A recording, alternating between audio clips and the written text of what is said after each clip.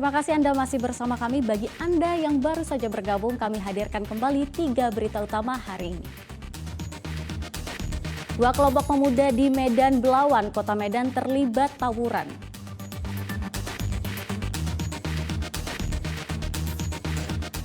Menjelang perayaan Hari Ulang Tahun ke-78 Kemerdekaan Republik Indonesia, pedagang batang pohon pinang di Kota Medan mengeluhkan penurunan omset penjualan.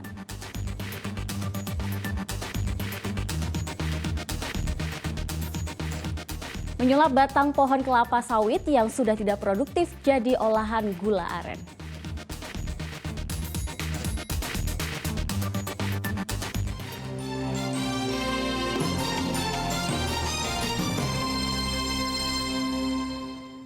Lintasan uji SIM dari angka 8 dan zigzag menjadi huruf S diakui mempermudah proses mendapatkan surat izin mengemudi. Di Satlantas Polres Labuhan Batu, penerapan skema baru uji SIM ini mampu menyerap jumlah pemohon SIM meski tidak signifikan.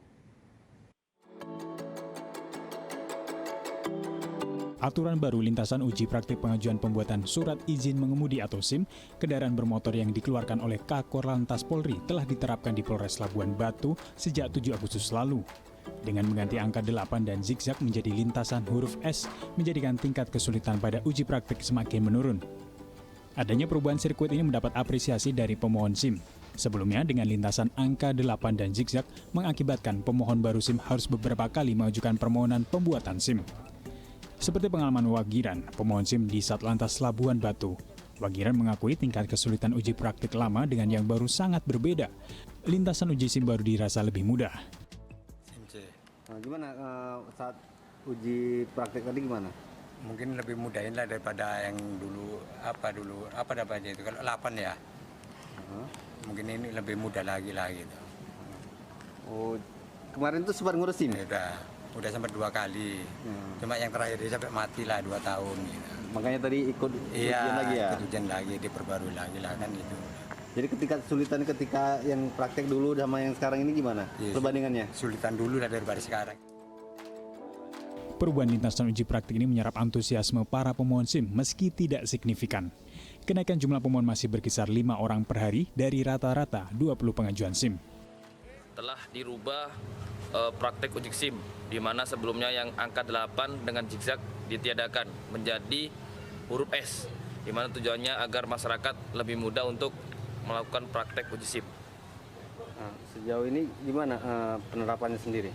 Jadi penerapannya sudah dilakukan sejak hari Senin kemarin, tanggal 7 Agustus, dan juga terjadi peningkatan ataupun antusiasme masyarakat karena mungkin merasa lebih mudah dan gampang untuk melaksanakan tes praktek uji SIM ini.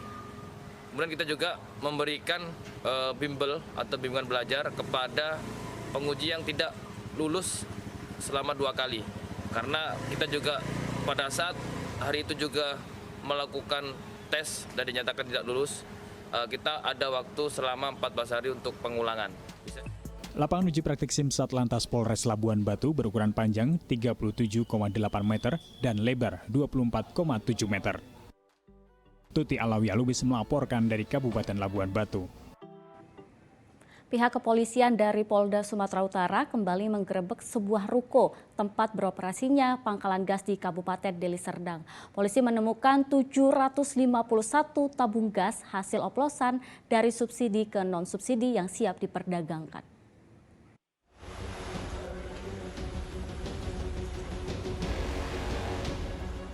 Direktorat Kriminal Khusus Polda Sumatera Utara menggerebek pangkalan gas resmi bernama Alicia Rivanola Amelia di Desa Payageli, Sunggal, Kabupaten Deli Serdang pada 8 Agustus lalu.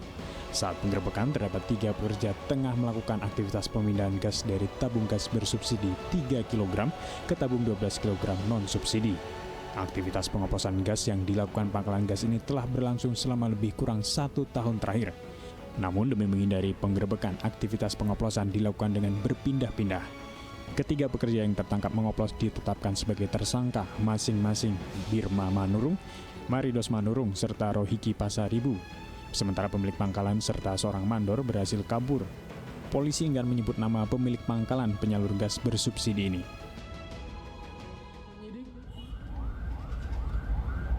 Menemukan dugaan adanya praktek pengoplosan LPG 3 kg yang bersubsidi dioplos ke dalam tabung gas 12 kg non subsidi.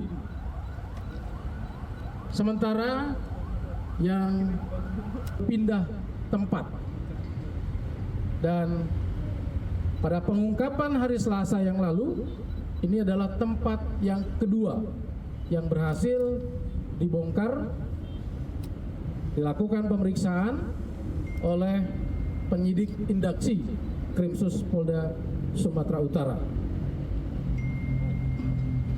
Dari tempat kejadian, penyidik mengamankan 3 orang dan saat ini kita sudah tetapkan sebagai tersangka. Mereka adalah karyawan, inisial MN, RSB, dan BM. Sedangkan untuk pemilik daripada pangkalan, saat ini KP masih terus melakukan pengejaran. Selain menyita barang bukti 751 tabung gas, segel gas subsidi dan non-subsidi, polisi juga menyita pipa besi yang digunakan pada proses pemindahan gas, serta 4 sepeda motor yang ditemukan di ruko.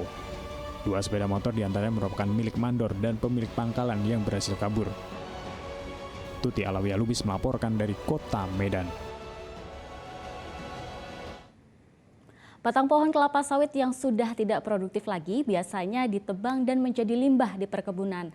Namun tidak bagi salah satu pengusaha produksi gula merah di Kabupaten Serdang Bedagai. Memanfaatkan limbah batang kelapa sawit, Purwaris menjadikannya sebagai olahan gula merah yang memiliki nilai ekonomi.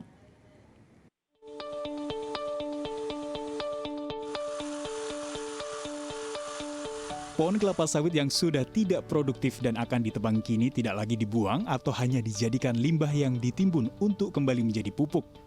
Pengolahannya pun kini menjadi potensi untuk dapat diproses menjadi gula merah. Gula merah atau yang dikenal gula Jawa biasanya dibuat dari bahan baku air nira aren ataupun kelapa. Namun di salah satu tempat produksi gula merah milik Purwaris yang berada di Dusun Harapan 1, Kecamatan Pegejan, Kabupaten Serdang Bedagai, limbah batang kelapa sawit yang sudah tidak produktif dimanfaatkan menjadi bahan baku pembuatan gula merah.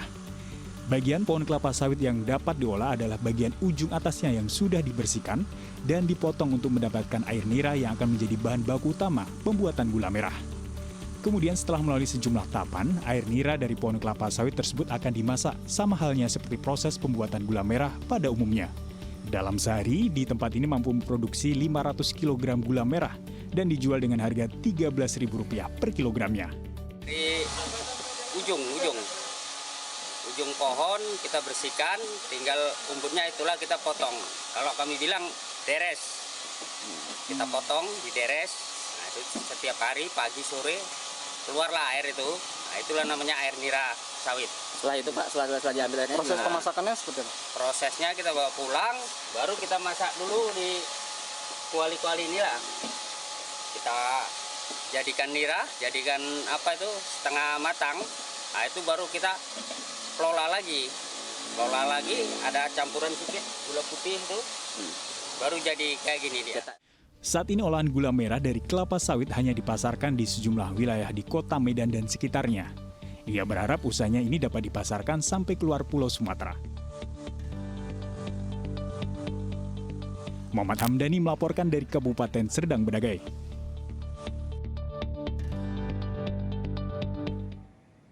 Informasi tersebut mengakhiri berita Medan hari ini. Saya Teatrika Putri berterima kasih atas perhatian dan kebersamaan Anda.